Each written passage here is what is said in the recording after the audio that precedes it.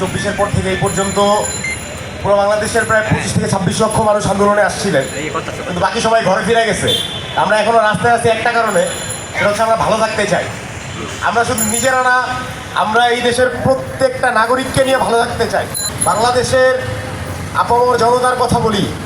বাংলাদেশে 71-এর পর থেকে, বাংলাদেশ জন্মগ্রহণ করার পর থেকে এই পর্যন্ত যত রাজনৈতিক দল শ্রমিকদেরকে নিয়ে কথা বলেছে, প্রত্যেক রাজনৈতিক দলের তাদের প্রত্যেকটা কার্যক্রমের পিছনে তাদের নিজেদের অনেক বড় লাভ ছিল। প্রত্যেকটা রাজনৈতিক দল যদি তাদের নিজেদের লাভ ছাড়া শ্রমিকদের নিয়ে কোনো কাজ করতো, তাহলে আজকে আমাদের শ্রমিকদের এই দশা হইতো না। কষ্ট করে কামাই করি আমরা, আর সেই টাকায় আমেরিকায় বাড়ি কিনে এমপি মন্ত্রীর ছেলেরা। আমরা এইটার হইতে দিব না।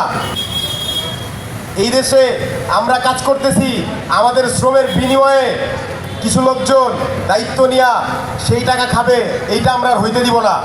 আমরা আমাদের আওয়াজ তুলবো ইনশাআল্লাহ, আমরা কথা বলে যাবো ইনশাআল্লাহ। বুলেটের মুখের সামনে যেমন 24-এ কথা বলেছিলাম, সেই রকম কথা আমরা বলতেই থাকবো ইনশাআল্লাহ। ইনকিলাব জিন্দাবাদ।